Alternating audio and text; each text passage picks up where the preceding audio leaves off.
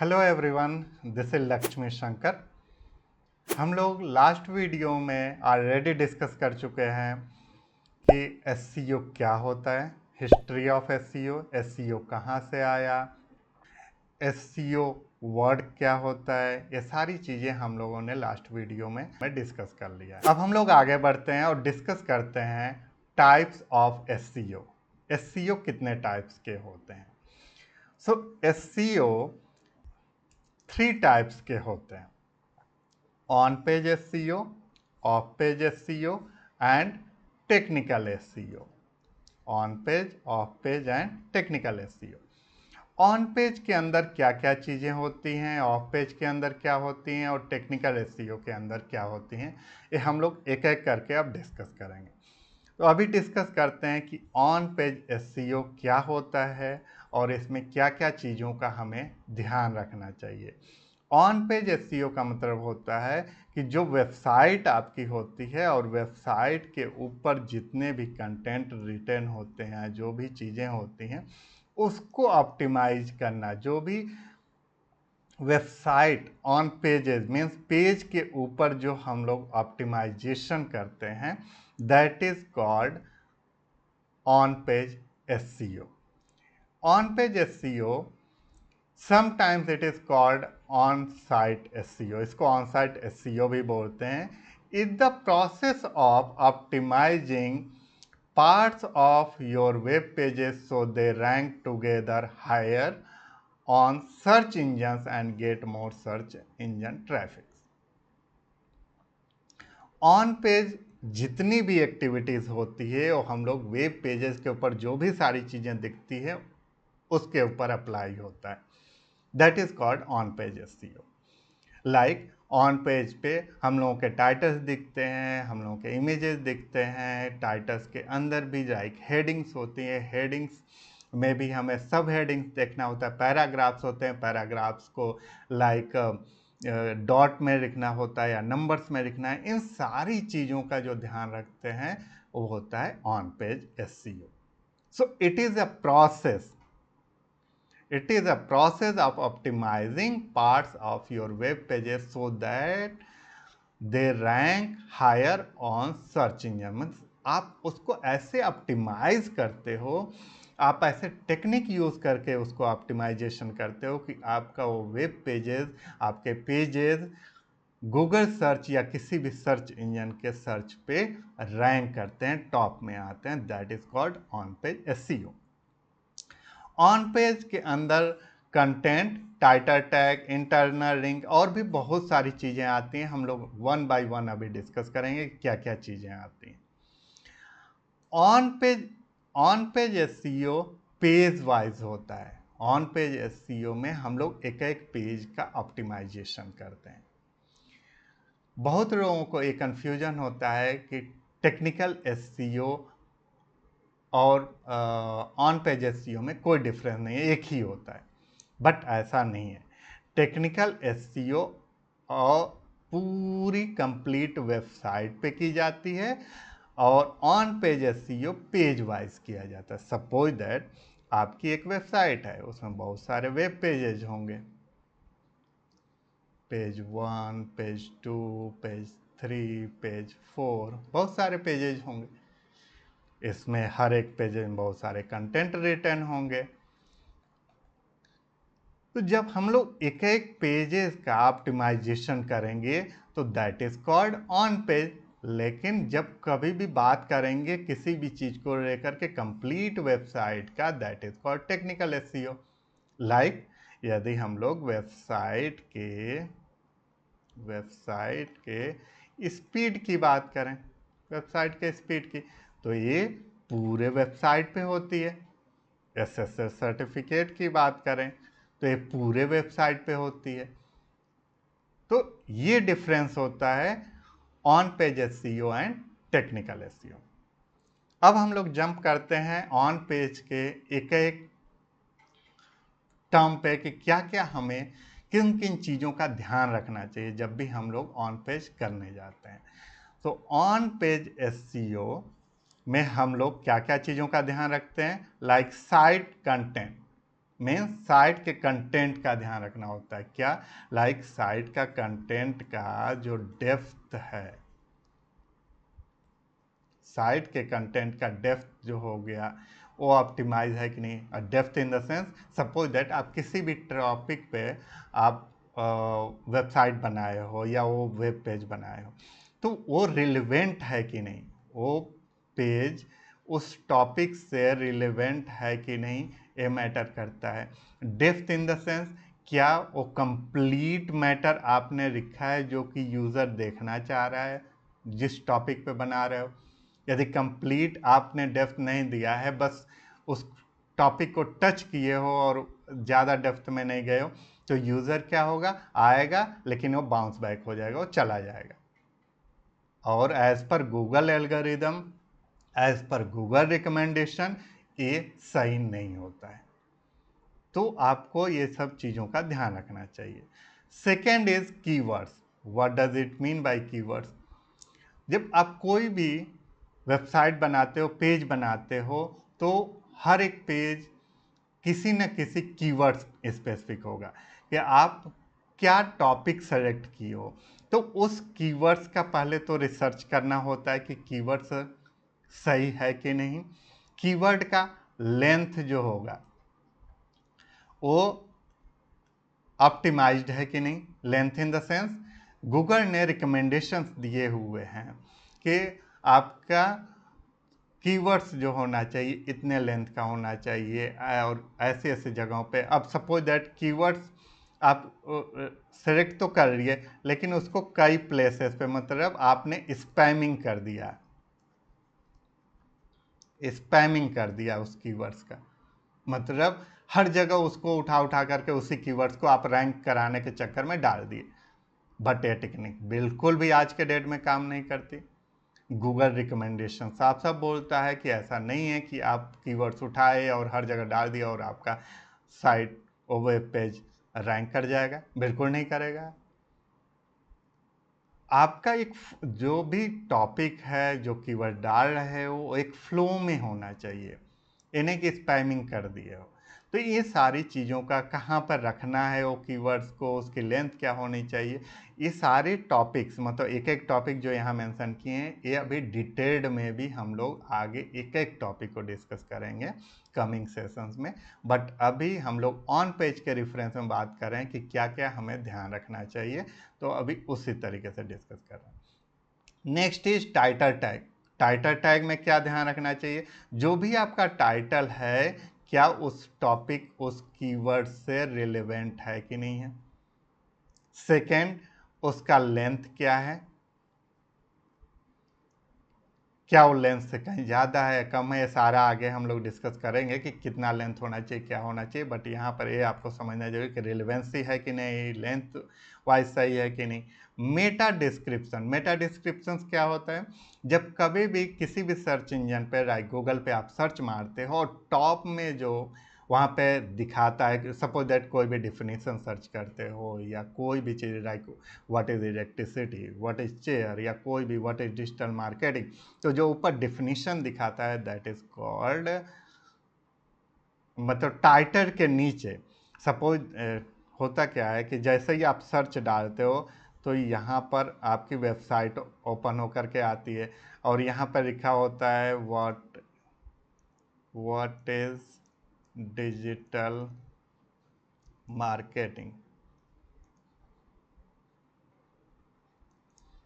ठीक है, और यहाँ पर थोड़ा सा उसका जो मेन चीज है वो उसका डिटेल लिखा होता है एक दो लाइन के अंदर, so that is called Meta description. ये होता है मेटा डिस्क्रिप्शन। ये अभी मैं जब थोड़े देर में अभी वेबसाइट पे दिखा दूंगा कि कहाँ पे होता है। देन तो मेटा डिस्क्रिप्शन को भी ऑप्टिमाइज करने की ज़रूरत होती है, तभी वो आपके सर्च में, गूगल के सर्च में दिखाएगा। यदि ऑप्टिमाइज नहीं होगा, मीन्स गूगल के गाइडलाइंस के अकॉर्डिंग उतने लेंथ का नहीं होगा, कंसाइज नहीं होगा, तो वो नहीं दिखाएगा। Next one is headers. Headers like जब आप वेबसाइट बनाते हो तो H1, H2, H3, H4, H6 किस में आप डाल रहे हो, ये डिपेंड करता है। क्योंकि जो क्रॉलर होता है, जो गूगल का क्रॉलर, जो बॉट होता है, वो आपके जो वेबसाइट पे सर्च करने जाता है, जब वो क्रॉल करने जाता है तो एक एक चीज़ को देखता है कि क्या आपका टाइटल प्रॉपरली मेंशन है कि नहीं, हेडिंग प्रॉपरली मेंशन है कि नहीं। हेडिंग के अंदर सपोज दैट आप क्या देखते हो, जब कोई भी हेडिंग दिया होता है, यहाँ पे कोई हेडिंग दिया हुआ है तो उसके नीचे ऐसे डॉटेड में या 1 2 3 ऐसे फॉर्मेट्स में लिखे जाते हैं। पर यहाँ डेफिनीशन लिखा जाता है, देन ऐसे होता है। तो प्रॉपरली बुलेट पॉइंट में है कि नहीं, प्रॉपरली लिखा है कि नहीं। हेडिंग का H1 का मतलब होता है जो सबसे मेन टॉपिक है, वो होता है मेन टॉपिक को बोलते हैं H1। तो क्या उसमें है कि नहीं, उसमें मेंशन है कि नहीं, इन सारी चीज़ों का हमें ध्यान रखना पड़ता है। तो हेडर समझ में आ गया। Next is URL। So URL को कैसे ऑप्टिमाइज करते हैं। URL को ऑप्टिमाइज करने के लिए सपोज दैट आपके पास कोई वेबसाइट है और उसका आपने नाम दे दिया www.123.lakshmi.com। इस वेबसाइट का कोई भी सेंस बनता है? क्रॉलर यदि आपके वेबसाइट पे आता है, क्रॉलर को कुछ भी समझ में आएगा कि आपने किस बारे में, किससे रिलेटेड है। वो इस वेबसाइट को, इस पेज को कहाँ इंडेक्स करके रखेगा, उसको कुछ भी नहीं समझ में आएगा। तो फिर आपके पेज को इंडेक्स भी नहीं करेगा। फिर इंडेक्स नहीं करेगा तो आपका पेज रैंक भी नहीं करेगा। ये सारे जो वर्ड्स यूज हो रहे हैं, क्रॉलिंग, इंडेक्सिंग या और भी, ये जितने भी अभी टॉपिक डिस्कस कर रहे हैं, ये हम लोग एक एक करके आगे कमिंग सेशंस में डिटेल्ड में डिस्कस करेंगे। यहाँ पे केवल अभी हम लोग ऑन पेज के रेफरेंस में देख रहे हैं। तो जब आपका वेब पेज इंडेक्सिंग में नहीं आएगा, नहीं दिखाएगा, तो दैट मीन्स कि आपका URL ऑप्टिमाइज नहीं है। आपका URL कैसे ऑप्टिमाइज्ड होना चाहिए, क्या करना चाहिए? इसके लिए सपोज दैट आपका डिजिटल मार्केटिंग से रिलेटेड वेबसाइट है, आपका बिजनेस डिजिटल मार्केटिंग से रिलेटेड है, तो आपका वेबसाइट लाइक www.digitalmarketing.com करके होगा, या और भी कोई भी इससे related slash, suppose that SEO नाम का पेज है तो SEO नाम से, SEO से रिलेटेड होगा तो SEO नाम का पेज बना होगा। पेड ऐड से रिलेटेड बना होगा तो उससे रिलेटेड होगा। फेसबुक ऐड से होगा तो उससे रिलेटेड आप बनाए होंगे page. Suppose that LinkedIn add से रिलेटेड होगा तो उससे रिलेटेड आप बनाए होंगे। तो ऐसे पेजेस बने होंगे। जब क्रॉलर इस वेबसाइट पे आएगा तो सबसे पहले तो यहाँ देखेगा digitalmarketing.com, उसके बाद स्लैश SEO नाम का एक पेज बना हुआ है, पेड ऐड नाम का बना हुआ, फेसबुक ऐड का नाम, लिंक्डइन ऐड का नाम। तो दैट मीन्स कि ये जितने पेज है, यदि SEO से रिलेटेड पेज बना है तो SEO से रिलेटेड इस पे कंटेंट मिलेगा। तो उसी के अकॉर्डिंग क्रॉलर इसको इंडेक्स करेगा और चांसेस वुड बी हाई कि आपका साइट जब कोई भी यूज़र गूगल पे सर्च करेगा तो वहाँ पर आ सकता है। तो इस तरीके से ऑप्टिमाइज करना होता है URL को। Next is internal linking. What is meaning of internal linking? Actually आप जब वेबसाइट बनाते हो तो आपके वेबसाइट पे बहुत सारे पेजेज होते हैं। कोई आपका वेबसाइट एक पेज तो होता नहीं, बहुत सारे पेजेज होते हैं, like P1 P2 P3 P4, ये सारे आपके पेजेज बने हुए हैं। हर एक पेजेज में कंटेंट होते हैं, कुछ ना कुछ कंटेंट आपने राइट किया होगा। वो SEO से रिलेटेड होगा, ब्लॉगिंग से रिलेटेड होगा, किसी भी चीज़ से रिलेटेड। लेकिन सपोज दैट आपका इस यहाँ पर कोई भी कंटेंट जो आपने राइट किया है, वो कंटेंट कहीं ना तो कहीं रिलेटेड है इस पेज के इस वाले कंटेंट से। सो आप क्या कर सकते हो, यहाँ पर इस वाले पेज का URL लिंक दे सकते हो। So this is called internal link. Suppose that ये आपका पेज है और इस पेज का लिंक, इस पेज का कंटेंट यहाँ पे कुछ रिलेटिवली पड़ा हुआ है, तो आप यहाँ पर इसका दे सकते हो, या वाइस वर्सा इसका यदि है तो आप यहाँ पर दे सकते हो। तो ये इंटरनल रैंकिंग गूगल के रिकमेंडेशन के अकॉर्डिंग है। आप यदि इससे अच्छे से फॉलो करते हो तो गूगल रिकमेंड करता है कि ये करना चाहिए। इससे चांसेस ये भी होते हैं कि जब क्रॉलर आपके वेबसाइट पे आता है, आपके एक पेज पे आता है, इस चीज़ को जब वो रीड करता है, क्रॉल करता है, तो यहाँ पर जब जाता है तो उसको पता चला अच्छा इससे रिलेटेड ये भी पेज है, तो यहाँ पे भी जाता है, इससे रिलेटेड ये भी पेज है, यहाँ पे भी आता है। तो इस तरीके से वो क्रॉलिंग करता है। बट इसका मतलब ये भी नहीं होना चाहिए कि स्पैमिंग नहीं कर देना चाहिए, यानी हर एक पैराग्राफ, हर एक पेज पे बिना रिलेवेंसी के भी आप बहुत सारे लिंक ऐसे करने लगे इंटरनल लिंकिंग, तो उसको गूगल गलत भी मानता है, फिर वो क्रॉलर उसको इंडेक्स नहीं भी करेगा। ये चांसेस हो सकते हैं। तो इसलिए गूगल के रिकमेंडेशन के अकॉर्डिंग जहाँ पे ज़रूरत हो इंटरनल रैंकिंग आपको करनी चाहिए, इससे चांसेस हाई होते हैं। Next is external linking. What is external linking means? External linking means like आपकी एक वेबसाइट यहाँ पर है और एक दूसरी वेबसाइट यहाँ पे, सपोज दैट इसका नाम W1 है और इसका नाम W2 है, 2 वेबसाइट्स हैं। यहाँ पे आपने कुछ कंटेंट लिखा है और इस कंटेंट में ऐसा कोई रेफरेंस दिया है जो कि दूसरे वेबसाइट का है,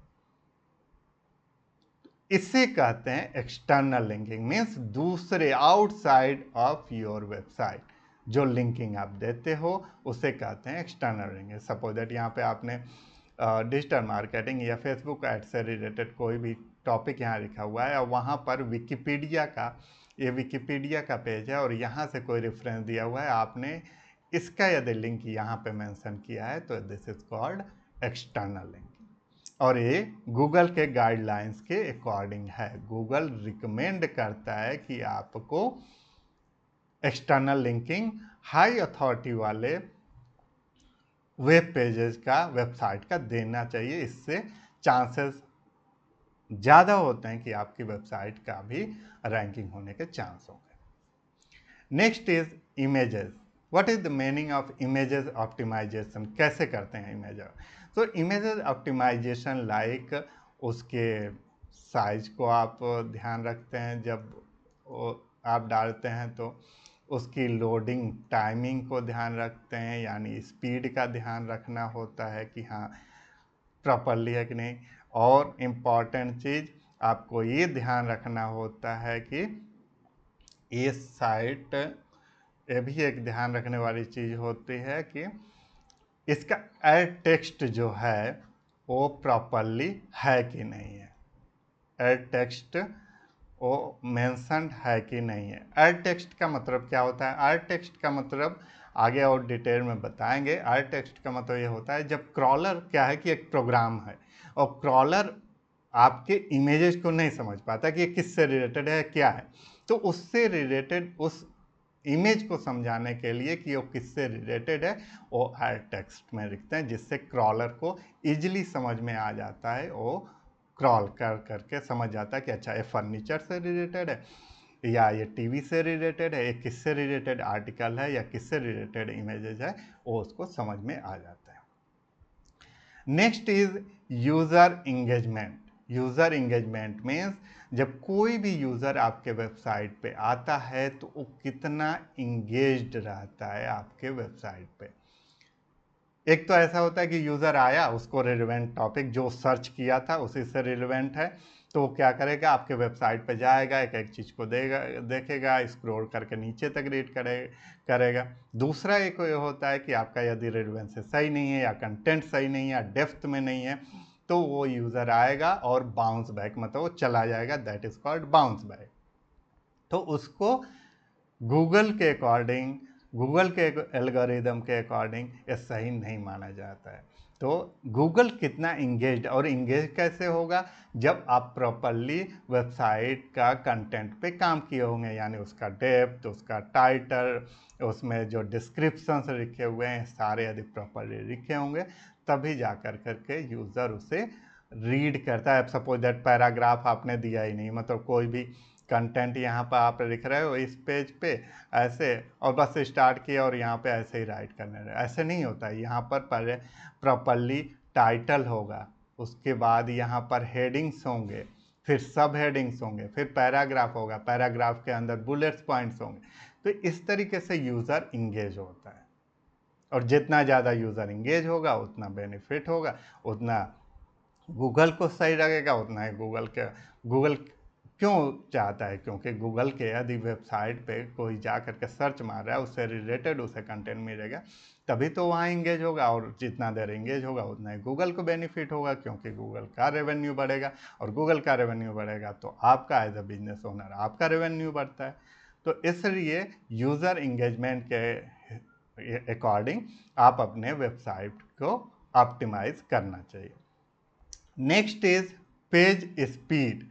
पेज स्पीड मीन्स जो भी आपका पेज है, बहुत सारे पेजेज आपने बना रखे हैं, उनका स्पीड क्या ऑप्टिमाइज्ड है, सही है, मतलब फास्ट हो रहा है या नहीं हो रहा है। सपोज दैट कोई भी पेज है और वहाँ उसको लोड होने में ही बहुत ज़्यादा टाइम लग गया, तो क्या होता है, यूज़र बाउंस बैक कर जाता है और चला जाता है। तो इस चीज़ का भी ध्यान रखना चाहिए। Featured snippet. Feature snippets means होता है जब आप गूगल या किसी भी सर्च इंजन पे सर्च डालते हो और जो टॉप में दिखाता है डिफिनीशन टाइप का, that is called Google featured snippets. और उसके लिए आपको बहुत ध्यान रखना चाहिए, तभी आपका स्निपेट्स में आते हैं वेबसाइट का कंटेंट, नहीं तो नहीं आता है। मतलब यदि आप इस सारी चीज़ों का ध्यान रखते हैं, लाइक कीवर्ड्स का, टाइटल टैग का, पैराग्राफ का, उसका जो लेंथ है, तब जा कर के आपका फीचर स्निपेट्स में आएगा, नहीं तो नहीं आता है। अभी मैं दिखा दूंगा कि फीचर स्निपेट्स किसे कहते हैं। Schema markup. Schema markup means आप जो भी स्कीमा लगा रहे हैं वो क्या रिलेवेंट स्कीमा है कि नहीं, रिलेवेंसी है कि नहीं। आप पता चले रिलेवेंट स्कीमा नहीं यूज़ कर रहे हैं तो वो रैंक नहीं करेगा। तो इन सारी चीज़ों का हमें ऑन पेज एसईओ में ध्यान रखना चाहिए। तो साइट कंटेंट हो गया, keywords, title tag, meta description, headers, URL, internal linking, external linking, images, user engagement, page speed, feature snippets और स्कीमा मार्कअप, इस सारी चीज़ें ऑन पेज के अंदर डिस्कस होता है। और हम लोग इसको अभी और भी डिटेल में वन बाय वन एक एक चीज़ को बहुत डिटेल में डिस्कस करते हैं। अब जैसे हम लोग टाइटल टैग की ही बात कर रहे हैं या हेडर्स की बात कर रहे हैं, तो इसमें भी बहुत सारा डेप्थ है। लाइक क्यों H1 में होना चाहिए, H1 का लेंथ क्या होना चाहिए, कि क्या मिनिमम होना चाहिए, क्या मैक्सिमम होना चाहिए, इमेजेज में क्या क्या ध्यान रखना होता है, सारी चीज़ें हम लोग अभी डेप्थ में डिस्कस करेंगे। आई होप कि ऑन पेज एसईओ आपको क्लियर हो गया होगा कि क्या चीज़ें हैं, किन किन चीज़ों का हमें ध्यान रखना चाहिए। तो आई होप आज ऑन पेज एसईओ के चीज़ें आपको समझ में आई होगी। नेक्स्ट हम लोग डिस्कस करेंगे of page SEO, technical SEO, ये तीनों में क्या डिफरेंसेस, क्या रिलेवेंसी है, ये सारी चीज़ें हम लोग कमिंग सेशंस में डिस्कस करेंगे।